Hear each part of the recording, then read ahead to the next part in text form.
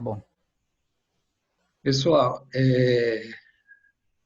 agora boa noite, né? Mas vocês vão assistir essa vídeo amanhã à tarde. Nós estamos com o professor Carlos de Paula, professor adjunto da Faculdade de Odontologia da UFMG e residente em cirurgia bucomaxilofacial no Hospital de Lombardi. O professor Carlos tem uma experiência grande aí, né? Com trauma maxilofacial, o trabalho dele é são estudos epidemiológicos, né, sobre trauma e violência. Então, Carlos, seja bem-vindo aqui.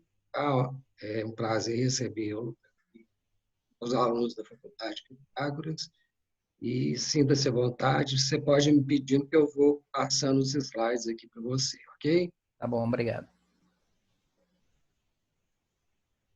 Posso passar? Pode passar. Bom, gente, falar de trauma maxilofacial, né, é um tema que é minha área de pesquisa e é a nossa área de atuação também como cirurgiões dentistas.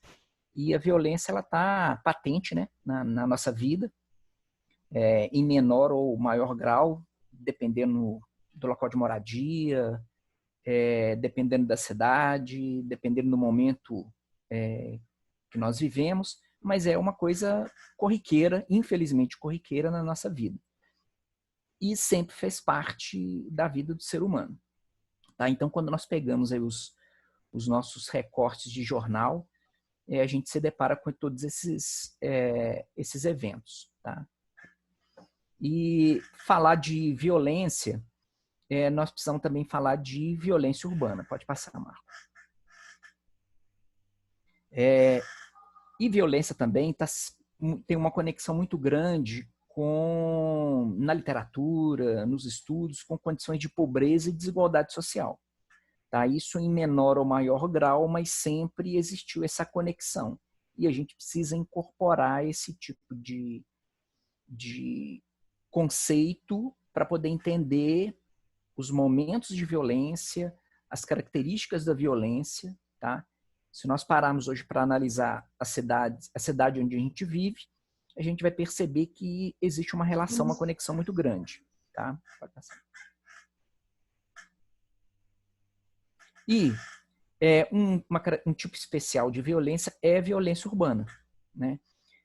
Quando nós nos deparamos ou tentamos imaginar a história das cidades, as cidades elas surgiram, né, com os muros para proteger os cidadãos que viviam nas cidades.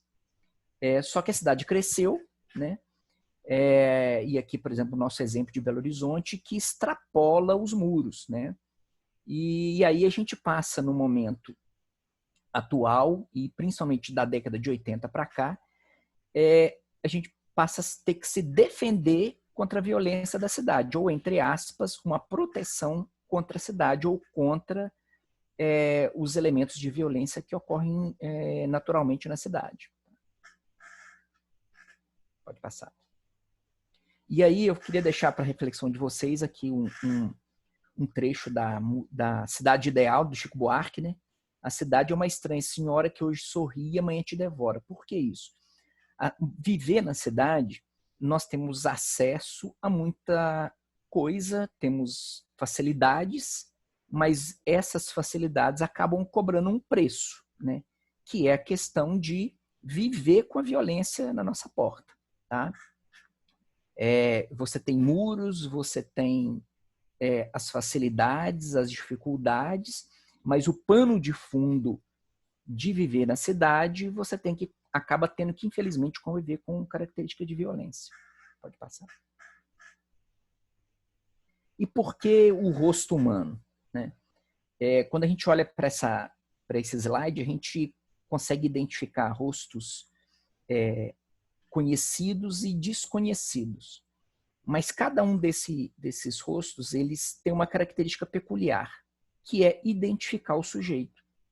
Tá? Então, cada um desses sujeitos aí tem uma história, tem uma característica, e essa característica é única.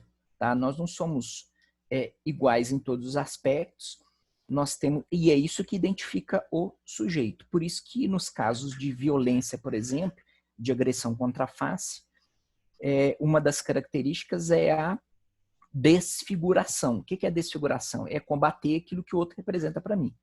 Tá? Então, o rosto humano é uma característica, é um elemento importante na questão da violência e até também para a nossa área de atuação como cirurgiões dentistas. Pode passar. E aí eu trago para vocês também o Levinas, né, que tem uma teoria importante sobre o rosto humano. E para o Levinas, o rosto é como o outro se apresenta, né?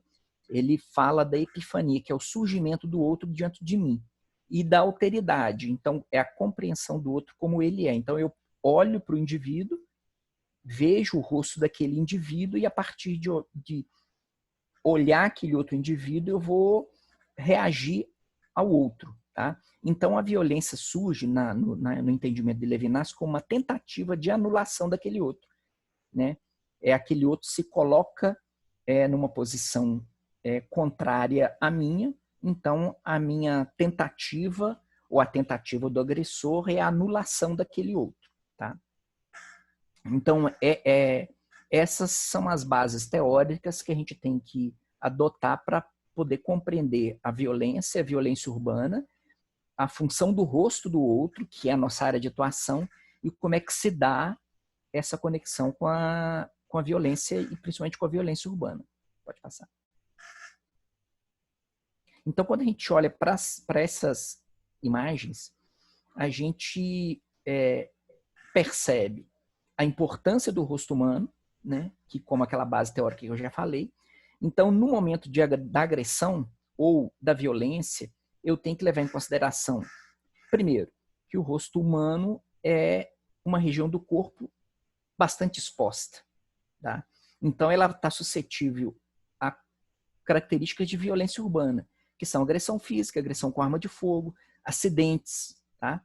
É uma região bastante exposta, é a nossa área de atuação, então nós temos que compreender o que está por trás de todos esses traumas, identificar características desses traumas, a dinâmica da agressão e da violência sofrida, e ocupar esse espaço da nossa área de atuação. É função do cirurgião dentista compreender isso. Tá? Não é só olhar para a boca do paciente, mas olhar também para o rosto do paciente. Né? Então, isso é importante. E aí o traumatismo ele desponta como um dos maiores quesitos de violência, tá? Por ser uma área exposta, por representar o outro. Tá? Então, se a gente entrar na questão da agressão física, o agressor ele tenta anular aquele outro. E a região que está mais exposta é o rosto humano. Tá? É muito comum isso, por exemplo, na violência contra a mulher. Tá? Pode passar. E aí eu queria apresentar para vocês alguns dos nossos estudos. Tá? São estudos que a gente já vem desenvolvendo desde 2008. E aí a gente tem aperfeiçoado, buscado outras formas de análise. Tá? E dos itens que mais chama atenção é esse estudo, né? Traumatismo maxilofaciais decorrente de violência urbana. Uma análise comparativa entre os sexos das vítimas. Por que isso? A literatura mostra que homens e mulheres estão expostos de maneiras diferentes à violência. Tanto a violência no trânsito quanto as formas de agressão física. E a gente consegue perceber muito isso, a característica da violência urbana, comparando homens e mulheres. Pode passar. Então aqui, por exemplo, distribuição do sexo das vítimas entre as diferentes faixas etárias, comparando homens com mulheres. Tá? A gente percebe que, primeiro, os homens são maioria, tá, como vítima, tá? Tanto como agressão física como violência de trânsito. Tá? E a gente consegue perceber que uma curva, que à medida a criança nasce, ela vai crescendo, vai entrando na adolescência, na fase adulta jovem e até a fase adulta existe um aumento da exposição e dos casos de violência. Depois disso a curva vai caindo e um número menor de idosos vítimas de violência. Existem muitos idosos vítimas de violência, mas a gente percebe que essa é uma característica clássica. Tá? Adultos e adultos jovens são, na maioria, vítima de violência. E é uma característica importante por quê? Porque é uma faixa etária da população, são duas faixas etárias da população que estão na vida econômica ativa, tá? Então, se a gente imagina que os adultos e os adultos jovens e também os adolescentes já são vítimas de violência, tem um impacto importante. E aí a gente volta na questão do rosto, tá? Características de mutilação, né? Eu volto naquela teoria lá do Levinas, que é a forma com que o outro se apresenta.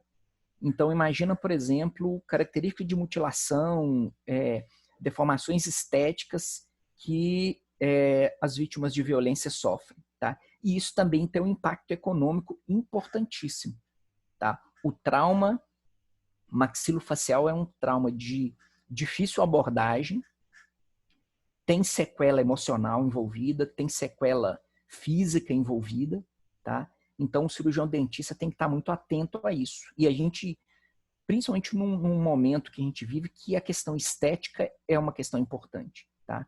E essa é a área de atuação do cirurgião dentista. E a gente precisa ocupar esse espaço, por quê? Porque existem outras áreas, cirurgia plástica, otorrino, que disputam essas áreas com o cirurgião dentista. Então, se nós não ocuparmos, outros profissionais acabam ocupando, tá? Então, a gente precisa entender o que é a dinâmica da violência. Pode passar. Uma outra questão é distribuição do sexo das vítimas entre os períodos de ocorrência e dias da semana, tá? Então, por exemplo, para eu entender a dinâmica da violência, eu tenho que entender qual é a maior probabilidade de ocorrência dos traumas nos períodos do dia e no dia da semana. E aí eu tenho que levar em consideração a cidade em que eu vivo. Então, a gente percebe aqui que os homens são, na grande maioria, vítima de violência, vítima de trauma, nos dias da semana, tá? E também nos finais de semana e no período noturno. São características que vão diferenciar muito claramente os homens das mulheres. Então, por exemplo, os homens estão mais inseridos no mercado de trabalho, estão mais inseridos em uso de bebida alcoólica, de drogas, tá? Então isso pode expor mais o homem aos eventos de violência. E também no período noturno, tá? A gente aqui em Belo Horizonte, a gente sabe que a maioria dos homens envolvidos em eventos de violência e que sofrem violência, muitos estão relacionados com desavenças, com desacertos, principalmente relacionados ao tráfico de drogas, tá? E também, na sua grande maioria, após o uso de bebida alcoólica, tá? Então acaba expondo mais os homens. As mulheres já têm uma característica diferente, tá? Por quê? Elas estão menos inseridas no mercado de trabalho e muitas mulheres também estão nas residências. Então, a gente espera, e isso é bem caracterizado no serviço de atendimento, que as mulheres são vítimas de violência no período noturno, porque é quando o homem, o companheiro, o namorado tem um contato maior, tá? Então, pela dinâmica de atendimento, a gente consegue identificar também, a gente vai discutir depois, até a característica do trauma, tá? Pode passar. Aqui, a gente faz uma distribuição do sexo das vítimas entre os tipos de ocorrência de traumatismo. Então, a gente caracterizou como agressão nua, tá? Que é a agressão sem uso de armas, agressão com arma de fogo, agressão com arma branca, outros meios que aí envolvem uso de pedra, barra de ferro, também atropelamentos, acidentes automobilísticos e acidentes motociclísticos. A gente consegue perceber claramente que os homens são as maiores vítimas, tá? Só fazer um comentário. Hoje eu conversei com o coordenador da PUC, do João 23, e tivemos uma redução de 78% nos casos de trauma maxilar com isolamento. Isso. Impressionante, Porque, né? Isso. E a gente consegue perceber um detalhe, até para acrescentar o que você estava falando. A gente tem uma diminuição do número de acidentes, tem uma diminuição, não total, mas tem uma diminuição do convívio em bares, nas ruas, e isso diminui o uso de bebida alcoólica e de droga. E, por outro lado, alguns estudos já estão mostrando que a gente teve um aumento de denúncia de agressão contra mulheres. Porque aí o companheiro, o namorado, o marido está dentro de casa, tá? E já tem um número muito grande de denúncia de agressão contra mulheres. Só que aí tem um grande problema. Por quê? A grande maioria desses traumas não aparece no hospital. Por quê? A gente pode ver isso por esse slide aqui. As mulheres também, se a gente comparar com os outros tipos de trauma que elas sofrem, são decorrentes de agressão. Tá? No próximo slide, ou num dos slides, a gente vai perceber que as mulheres são vítimas de agressão com um trauma mais leve, que é trauma de partes moles. Então, a grande maioria das mulheres que sofrem violência não buscam atendimento nos hospitais por causa da gravidade do trauma. Tá? Mas isso que você falou é verdade. Com o período de quarentena, teve uma redução muito grande, tá? De acidentes e de violência. Impressionante. Tá? Né? 78%. Isso. E a gente percebe isso claramente no hospital. A gente tem atendido muito caso de infecção. Um caso ou outro de agressão, mas reduziu muita coisa. Pode passar.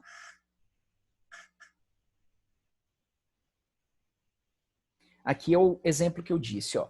A gente percebe claramente isso. Homens e mulheres vítimas de trauma de partes moles. Tá? Os homens também são as maiores vítimas de fraturas. Por quê? Porque envolve agressão, e aí a gente tem que considerar a energia que está envolvida no trauma. Tá? Homem, muito associado a acidentes motociclísticos, acidentes automobilísticos, e também a luta corporal. Então, a energia que está envolvida é maior. Quando a gente passa a olhar aqui as vítimas do sexo feminino, elas também aparecem com trauma de partes moles. E aqui o agressor, ele não tem a intenção de destruir o rosto da vítima. A agressão aqui é para controlar a vítima. Então, o trauma tende a ser um trauma mais leve. É claro que, discutindo a questão da violência, a gente tem que imaginar que a agressão sempre, no início, é verbal, e aí o nível de agressão vai aumentando, partes moles, ou agressão até psicológica, moral, partes moles, e pode chegar até o óbito. Tá? Então, nunca é um momento só de agressão. É um ciclo, tá? Principalmente de agressão contra a mulher. Mas os homens são vítimas da grande maioria dos traumas de mais energia, tá? E se a gente for analisar, por exemplo, arma de fogo, os homens são a grande maioria das vítimas, então tem uma energia maior envolvida, e a gente espera que tem também trauma de partes mole, mas também tem fraturas simples e fraturas múltiplas. Tá? Então, basicamente, os homens estão envolvidos em traumatismos com maior energia, as mulheres com menor energia. E a gente consegue identificar isso nos atendimentos. Tá? Às vezes a vítima chega no hospital para ser atendida e ela relata, por exemplo, que caiu, mas pela característica do trauma, a gente consegue perceber que aquele trauma, aquele relato não necessariamente condiz com a realidade. Tá? E a gente consegue perceber muito isso. E é a função do cirurgião dentista, do profissional de saúde, tentar identificar isso. Tá bom? E notificar, né? E notificar. Tá? E é até bom falar, existe uma diferença entre notificação e denúncia. Tá? Notificação é obrigação do profissional de saúde. Né? A denúncia depende muito da questão da mulher. Tá? Você tem que estar aberto a fazer a denúncia, dependendo da solicitação dela, é uma obrigação do profissional, mas a notificação é uma obrigação do profissional. Sim. Uma outra questão, um outro item que a gente trabalha é a questão da arma de fogo, agressão por arma de fogo. Tá? Pode passar. E aqui, ó, mais uma vez, a gente percebe a questão da faixa etária, tá? Adultos jovens, mais uma vez aquela curva se repete, né? adolescente, adultos jovens, adulto e a curva bem característica. É uma parcela da população que é economicamente ativa, deixa sequela, tá? E a gente tem percebido o seguinte, com o passar dos anos, a gente tem percebido uma redução do número de vítimas de arma de fogo que chegam nos hospitais para atendimento. Isso não quer dizer que a violência com a utilização de armas de fogo diminuiu, ao contrário. A gente sabe que cada vez mais o poder de destruição das armas de fogo tem aumentado. Então, no passado, a vítima de arma de fogo era vítima de um revólver 22, calibre 22 ou calibre 38. Hoje não, né? Hoje você encontra facilmente em Belo Horizonte, no tráfico de drogas, por exemplo, armas automáticas com grande poder de destruição. Então, isso pode revelar que a grande maioria das vítimas não chega viva para receber atendimento hospitalar. Tá? E é fácil comparar isso quando a gente compara o número de óbitos por arma de fogo em Belo Horizonte com o número de atendimentos. Tá? Claro que esse tipo de vítima ainda chega no hospital, mas a grande maioria não consegue receber o atendimento, chega a óbito em via pública. Pode passar. Quanto à questão do gênero, fica claro aqui que os homens, né, são as grandes vítimas de arma de fogo. Tá? E aí tem uma série de situações, né, porque o homem tem a questão da masculinidade, de resolver as desavenças, tem a questão do maior envolvimento com uso e tráfico de drogas. Tá? E em Belo Horizonte isso é muito comum, principalmente para quem trabalha com trauma maxilofacial, porque disparos de arma de fogo contra a face é quase que uma assinatura do crime. Tá? Então, aquele que toma um tiro na face é acerto de conta, o tiro na boca normalmente é aquele que denuncia. Tá? Então, existe uma assinatura do crime, tá? E a gente consegue perceber isso dos atendimentos. Então, já a literatura já é clássica nisso, em apontar que os homens são as maiores vítimas de agressão por arma de fogo. Nesse caso aí, quando está relacionado à droga, quer dizer, eu imagino que é até uma forma do traficante, por exemplo, né, ele deixar uma marca, né, uma forma Deixa uma dele, marca, isso, é um sinal. um Né? sinal, né, de que a pessoa fez alguma coisa que o contrariou, né? Isso, é o tribunal do crime, é o falar do tribunal do crime. Né? É um sinal para aquela região, para aquela comunidade, para aquela área, que quem denuncia, quem não paga a dívida com o tráfico de drogas, a sentença é essa. Posso passar? Pode passar. E aí a gente consegue perceber uma característica importante, né? Da maioria das vítimas acontecerem no período noturno, né? Normalmente, os desacertos com a utilização de arma de fogo acontecem no período noturno. Quando a gente compara as outras formas de violência, fica muito claro isso. Né? Agressão física, agressão nua, tem uma característica, e agressão com arma de fogo tem outra característica. Isso está muito relacionado com a facilidade de ocultação da arma durante o período noturno. Tá? E também está muito relacionado com o uso de drogas em Belo Horizonte, está associado muito com o período noturno. Normalmente o jovem, o adulto jovem, o adolescente, está na escola, está no trabalho durante o dia e à noite ele se expõe mais. Tá? Então são características importantes. E quem está no atendimento hospitalar percebe muito isso. A grande maioria das vítimas dão entrada no hospital no período noturno. Tá? Principalmente sexta-feira, final de semana. Tá? Pode passar. E aqui, uma característica importante, a gente percebe nos períodos da semana um número maior de vítimas. Por quê? Porque a gente tem um equilíbrio entre homens e mulheres. Então, quando a gente associa homens vítimas de violência e mulher vítima de violência, tem a questão do dia da semana. Mas mais ainda, tá? No período noturno, comparado com aquele slide que a gente mostrou antes. Tá? Então, existe uma distribuição entre os dias da semana, tá? Para que esses eventos aconteçam. E aí tem várias características, crimes passionais, tráfico de drogas, acerto de conta, desavenças gerais relacionadas à violência urbana. E quando a gente está no serviço, no atendimento, a gente tem que entender a dinâmica, tá? Porque a gente consegue entender as características dos eventos que acontecem, tá? Então, por exemplo, final de semana tem características. Então, por exemplo, traumas envolvendo crianças, a gente sabe que acontece mais no final de semana.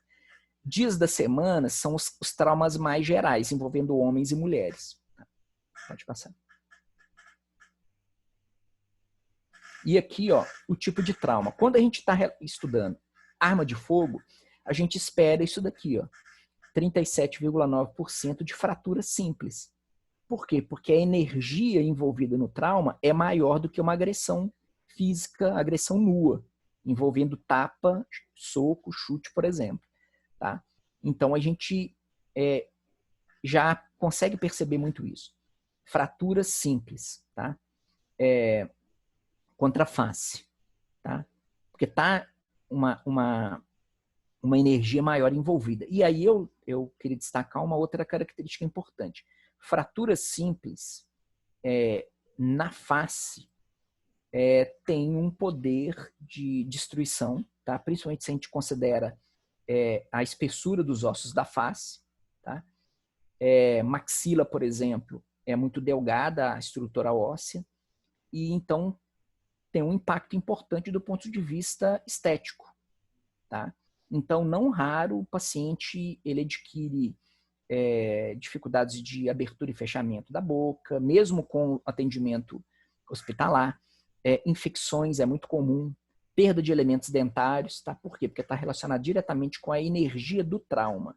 Tá? E a gente consegue perceber, quando a gente está estudando agressão física simples, agressão com arma de fogo, acidente de trânsito, são energias diferentes. Tá? E aí entra a questão de desarmamento, equipamentos de segurança envolvidos em veículos. Tá? A gente consegue, através do evento envolvido, comparando com o tipo de trauma, entender a característica desses traumas. Pode passar.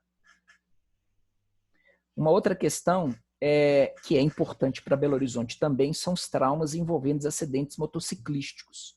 Tá? Pode passar. Faixa etária, adultos jovens. Tá?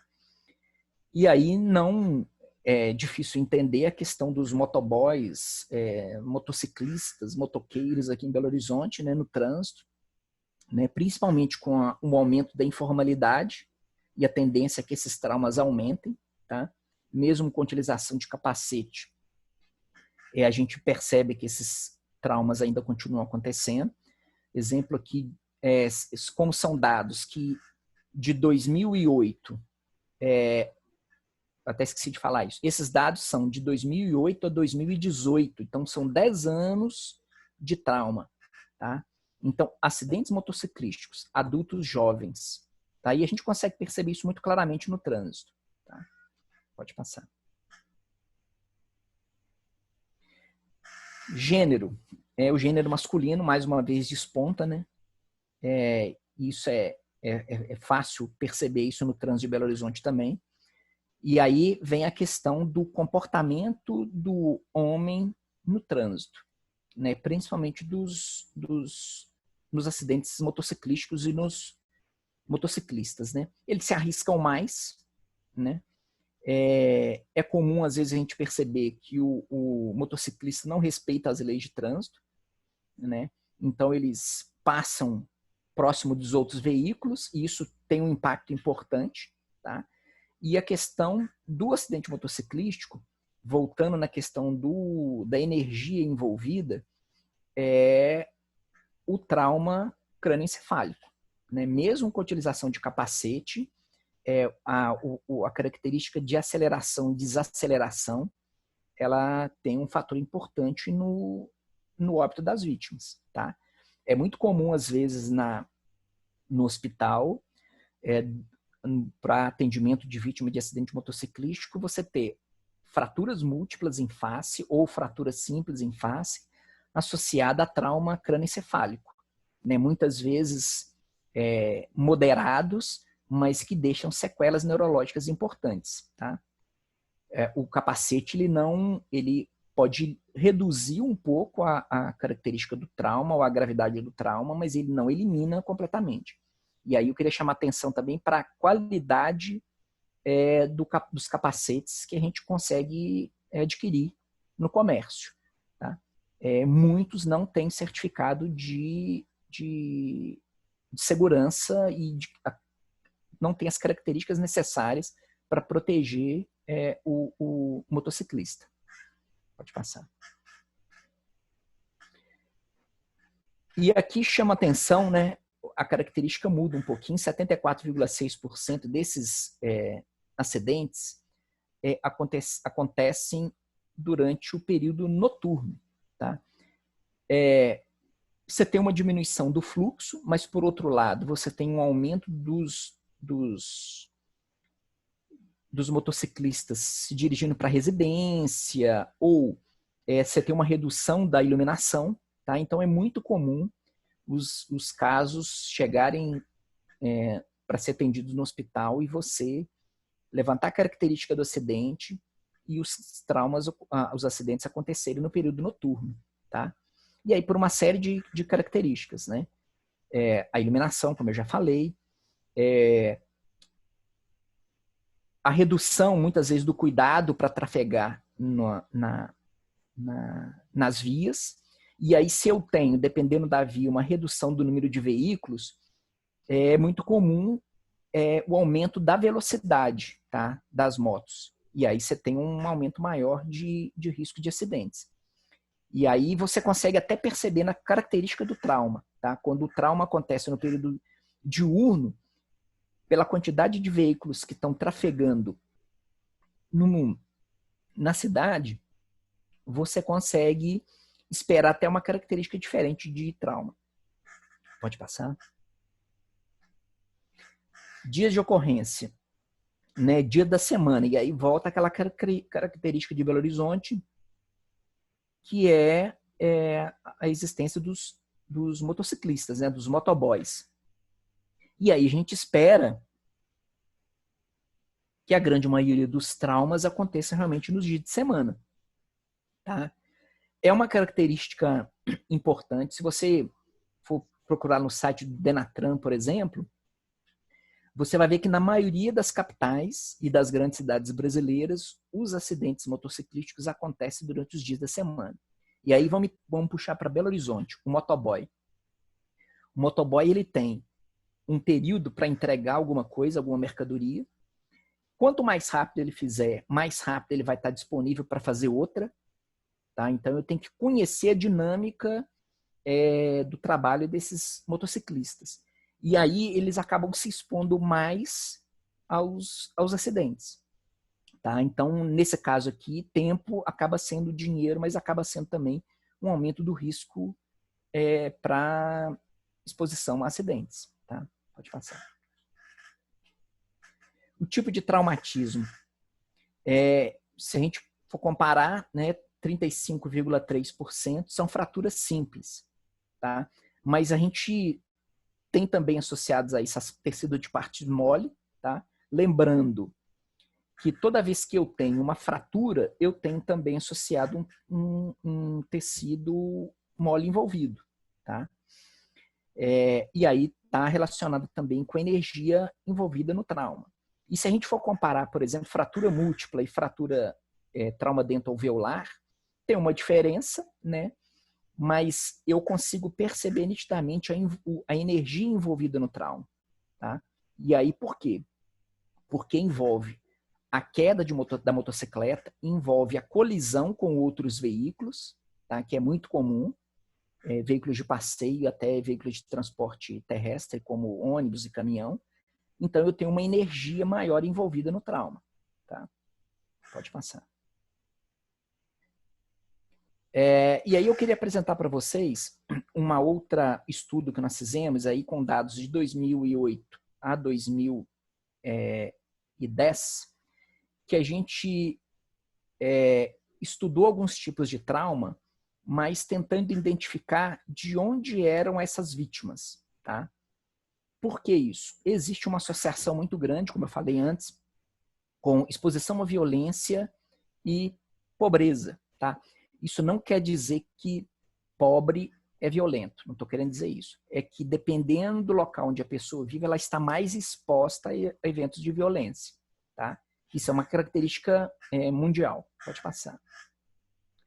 Então, a gente coletou os dados no hospital, tá?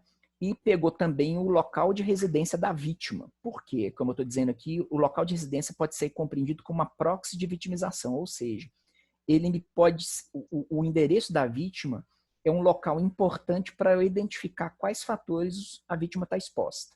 Tá? Pode passar. Então, o que nós fizemos? Nós pegamos as vítimas de trauma, a vítima de agressão, e cruzamos com variáveis do Censo Demográfico 2010, que foi o último censo realizado, e nós buscamos na literatura quais as variáveis que explicariam a exposição dessas vítimas aos eventos de violência. Quais são essas variáveis? Densidade habitacional, ou seja, qual o número de moradores dentro de domicílio. Por que isso? Quanto maior, a literatura mostra que quanto maior o número de moradores dentro de um domicílio, maior pode ser a indisponibilidade afetiva. Então, quer dizer, eu tenho uma família muito grande e aí os chefes, o chefe da família, o pai e a mãe, não conseguem, tanto do ponto de vista econômico quanto do ponto de vista afetivo, distribuir tudo de forma equitativa para todo mundo. Tá? Renda per capita do domicílio está relacionada também com a disponibilidade afetiva, com o atendimento às necessidades de cada um. Tá? Renda do responsável pelo domicílio. Por quê? A literatura mostra que se o chefe do domicílio não consegue atender às necessidades, ele pode ter a autoridade dele questionada, né? Ou respeito questionado, tal. Número de banheiros no domicílio. A característica do domicílio são importantes para mostrar o poder aquisitivo da família, e aí também está associado com as outras variáveis que eu falei. Tá? Forma de registro do consumo de energia elétrica no domicílio. Característica de adequação do domicílio. São características que podem explicar aonde a pessoa vive, aonde a vítima vive e qual o contexto social que ela está inserida. Tá? Tipo de iluminação da vizinhança dos domicílios. A literatura fala que se a vítima ou se a pessoa reside num local que tem pouca iluminação e pouca segurança para transitar, ela está mais exposta à violência. Isso é claro para a gente. E tipo de escoamento do esgoto na vizinhança dos domicílios. Isso me mostra que se o indivíduo vive em área degradada, ele pode estar mais exposto aos domicílios. Então, o que nós fizemos? Pegamos todas essas variáveis, pegamos as vítimas de violência nos hospitais, em 3 hospitais de Belo Horizonte, Hospital de Lomberes, Maria Melelins e Hospital João 23, e cruzamos essas variáveis com o local de moradia das vítimas. Tá? E aí a gente dá pesos para cada uma dessas variáveis. Tá? O nome dessa análise é uma análise que a gente chama de análise de multicritérios, e aí a gente estabelece, de acordo com esses pesos, o potencial de vitimização para os bairros de Belo Horizonte. Então a gente consegue identificar, considerando essas variáveis que a gente utilizou, quais são os bairros de Belo Horizonte que existe um potencial maior da pessoa ser vítima de violência. Pode passar. Então aqui nós temos de 2008 a 2010 vítimas de violência, tá? Então foram 5.000 e pouco mais de 5.000 vítimas, e a gente consegue identificar aqui região central de Belo Horizonte, tá? E aí a gente cruza agora esses casos com aquelas variáveis que eu tinha apresentado para vocês. Pode passar.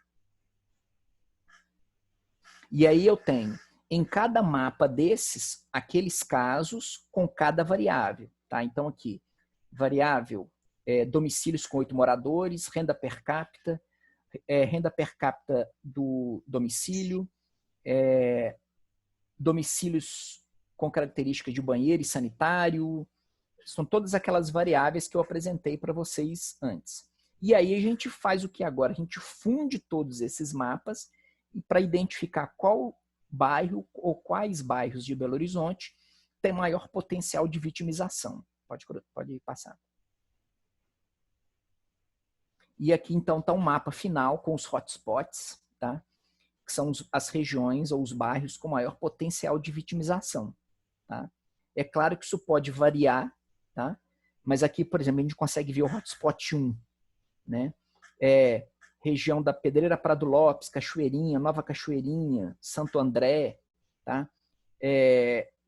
Aqueles aglomerados ali da Alto Veracruz, tá? Serra, região norte, nordeste de Belo Horizonte, tá? São regiões que apresentaram, com os dados coletados de 2008 a 2010, são as regiões que apresentaram maior potencial de vitimização.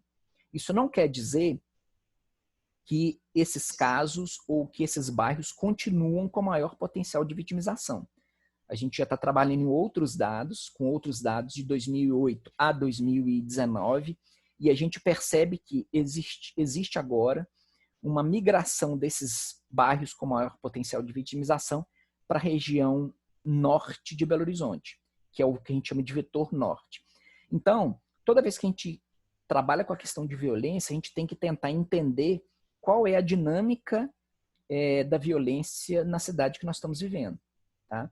E isso é importante também para o cirurgião dentista. Por quê? Porque esses casos vão acabar chegando no nosso consultório. Tá? Não necessariamente os casos vão chegar num hospital. É muito comum, por exemplo, uma mulher ou um homem vítima de agressão procurar um consultório odontológico por causa de um trauma dentoalveolar. Então você tem que conhecer essa dinâmica, tá? Porque isso tem um impacto importante no procedimento que você vai fazer, tá? E até no tipo de trauma que você pode esperar, tá? Então é preciso conhecer essa dinâmica, não só atender os pacientes nos hospitais ou atender os pacientes nos consultórios, mas é preciso compreender essa dinâmica. É olhar para a cidade, olhar para a nossa área de atuação e enxergar o que está por trás daquilo que aparece no nosso consultório ou no hospital. Tá? A dinâmica da violência ela precisa ser compreendida. Tá? Então, quando eu estou na rua e olho, por exemplo, o comportamento de um motociclista, eu preciso entender o que aquilo pode gerar de trauma para a nossa área de atuação, para a abordagem do cirurgião dentista, tá? E é preciso compreender isso. Quando uma vítima chega no hospital e a gente sabe, acidente automobilístico, acidente motociclístico, uma agressão arma de fogo, eu já preciso entender o tipo de traumatismo que eu posso encontrar. Tá? Isso é importante para o diagnóstico. Pode passar. Bom, é isso que eu tinha. Espero ter contribuído com a informação, né? Entender violência, estudar violência é um assunto intrigante, porque quando a gente sempre acha que o assunto vai se esgotar, mas ele não se esgota, né? A dinâmica muda, a dinâmica da cidade muda e a gente precisa sempre estar atento às variáveis que a gente está trabalhando, né? Violência acontece no nosso vizinho, no nosso bairro, a gente está cercado por ela, a gente precisa entender essa dinâmica. É importante entender como que esse evento, né, se distribui na população, até para a gente poder pensar em políticas públicas, né, de prevenção da violência. Isso, e principalmente para quem trabalha com saúde coletiva, né? A gente tem uma importância nisso, uma função, né? E a gente tem que desenvolver isso. Conhecimento é muito importante, né? Isso. Carlos, queria te agradecer pela disponibilidade. Eu que agradeço. Estamos à disposição. Muito obrigado. E depois vamos requisitá-lo de volta para falar um pouquinho mais, depois também Com trazer certeza, estamos alguns à disposição. casos lá do João, desculpa, do João, Odilon. Mas do João também, a gente precisa trabalhar mais junto. Vamos trabalhar. Lá agora tá mais, tá com poucos casos. Tranquilo. Tá tranquilo, tá muito estranho, João. Você chega naquele É. pronto-socorro lá agora, você até assusta. Eu estou de férias, estou voltando semana que vem, e eu vou ficar mais na parte de epidemiologia agora, trabalhando com os dados Uhum. epidemiológicos de lá. Então, vamos ver se a gente faz algumas coisas, tá Não, bom? com certeza. Muito obrigado e Agradeço a você. Um abraço. um abraço. E Quanto tempo?